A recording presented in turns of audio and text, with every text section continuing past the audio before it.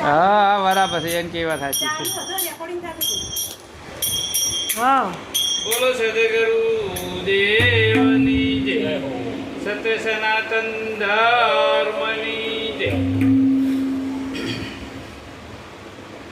કે શબ્દ પીયું ને સુરતા સાહેલી ને પલ પલ સંગમોય, એ મર્મ બીજ જીલ્યા નહીં તો વજ્યા ભક્તિ હોય.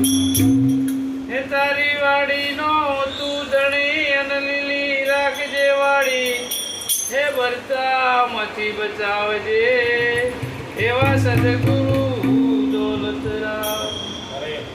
એ સંત દેખીને દોડીએ ને ઝપટ નમાવીએ શીશ, એક ગુના તો શું એ કરોડો ગુનામાં.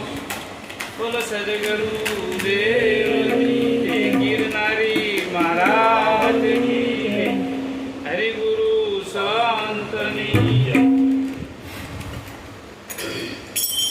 હવે જુઓ છે ને ભજન, ભજન છે ને ભજન, ભોજન અને ભાર્યા આ ત્રણ વસ્તુ ઉપર પડતો હોય. ભજન અને ભાર્યા અને ભોજન આ ત્રણ વસ્તુ છે ને ઉપર પડતો હોય. પછી આપણે કોઈ એમ કહે ને કે ભાઈ ગુરુ કરાવે એટલે ભજન થઈ જાય, પણ જુઓ આપણે ખેતરમાં દોણા નશા હોય તો એને શેડવું પડે, શેડ ભેળ કરો પછી એને પાણી પાવું પડે, પાણી પાવું પડે પછી વળી પાયા ચેડી ઉગવણ નેદ્યું હોય ને એને નેદવું પડે, ઉગવણ ઉજ્યું હોય. પછી એમ કરતે કરતે કરતે ચીટી વખત કોણ નેદો તારે મોટું થાય, દોણા આવી પછી વાઢો લો, પછી આપણે દોણા પાકી એ પાછા ચેડી વળી દળાવવું પડે, પછી આપણા પેટમાં જાય એ ભગવાન વળી પચાવે, લાગાત પચાવે નાય પચાવે, બરોબર.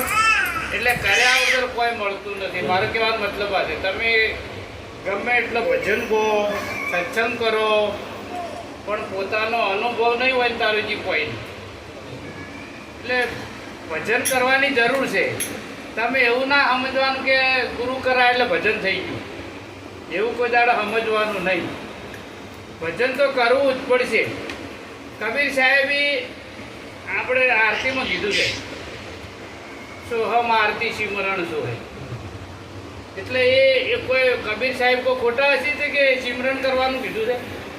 હા, એટલે કબીર સાહેબે કીધું છે, આવા મહાપુરુષે કીધું છે કે ભાઈ ભજન કરવું પડશે. આનો પોતાનો અનુભવ નહીં હોય ને તારે જે બધું ને કોમ પોપટિયું જ્ઞાન કોઈ દાડો આ શરીરને કોમમાં નહીં આવે, એટલું લખી રાખજો. એટલે ભજન તો કર્યા વગર છૂટકો નથી અને ગુરુએ કરાવવા પડશે. ગુરુ કરવાથી તમને મોક્ષ મળશે.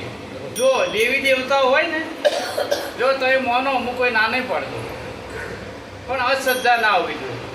પછી દેવી દેવતાઓ છે ને તમને રસ્તો બતાવે. શું બતાવે ખબર?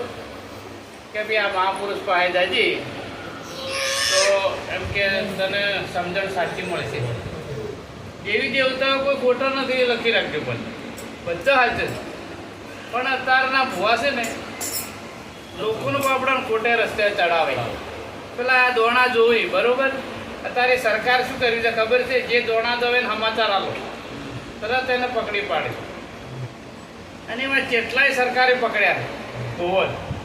એટલે શું છે, હું એમ કહું છું કે આ શરીરમાં છે ને દેવ જાગતો છે. શું છે?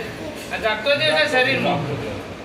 સાહેબ આ નહીં હોય તો દેવ હોય જ ના. જો તમે મળદાન દે વાતું લાવજો વાળું કે ધોણાવજો, મળદાન ને ધોણે કોઈ ના કે માતા હોય તો મળદાન નહીં ધોણે, પણ આ ખોટું ધોણે છે. મારો કહેવાનો મતલબ એ છે કે આ ખોટું ધોણે છે. જો સાચું ધોણતા હોય ને તો મળતું એ ધોણે કો કે ના ધોણે, ધોણે ના ધોણે આવતું બધું.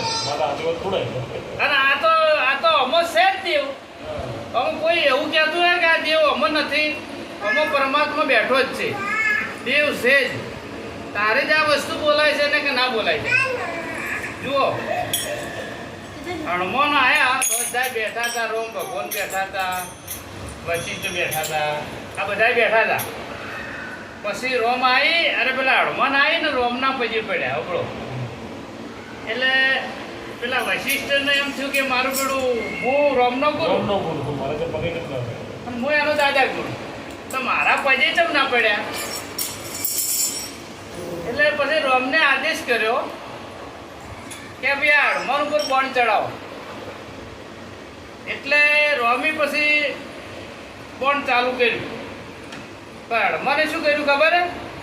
આમ કુંડાળું કરી અને વચ્ચેમાં બેસી ગયા અને જે ગુરુ મહારાજે આલ્યું હતું આમ રટણ કરવા બેસી ગયા. એટલે રોમી બોન્ડ છોડ્યું સાહેબ. એને એમ હતું કે પહેલાં એમ કહેવરાતું કે રોમનું બોન્ડ કદી પાછું ના આવે, પણ અહીંયા નહીં. હોમે ચેલો હતો, હોમે ગુરુ તો વચન તો ગુરુનું પાળવું પડે. હોમે ચેલો હતો, ધર્મ સંકટમાં આવી ગયા તો એને છોડીને પેલો તો પલોટી વાળી બેસી જાય હનુમાન તો તે કોરે મોરે ફર્યું, પ્રદક્ષિણા કરી હોય અંગૂઠે અને સાહેબ પાછું ભાથામ જતું રહ્યું. એટલે વશિષ્ઠને એમ થઈ ગયું કે આ કઈ તાકાત કોમ કરી? કોક તો તાકાત હોવી જોઈએ, શક્તિ તો કોક હોય ત્યારે કોમ કરે ને ના કરે. એટલે હોય નહીં જોવાનું. મેં જોયું પહેલાં છે ને આના ટીવી મોબાઈલમાં જુઓ છો, પેલા મહાપુરુષો આમ બેસી જો હનુમાન જોયેલી એટલે પિક્ચર હોમે આવી જાય. એટલે જોયું કે આ તો વીર રોમને વચન આલ્યો, રોમી આલ્યો, આખી કોઈના બાપની જાગીરી નહીં. શું જેવું માણસ કર્મ કરે ને, જેવું ભજન કરે ને એવું જ એને ફળ મળે. સાંભળે એવું ના મળે. એટલે હું એ કોઈનો છે ને આપણે ખેરપુરમાં પાય વખરાનું મગરી. એટલે મગરી હું એક દાડો રાતના 12 વાગ્યા. પેલા તો રાતે કોઈ દાડો રહેતો ના, ખાલી દાડે રહેતો અને આખો શ્રાવણ મહિનો પાડે તો આખો દાડી બોલવાનું નહીં, પછી જઈને ખાવાનું આશ્રમમાં મહાદેવની આરતી બારતી કરી.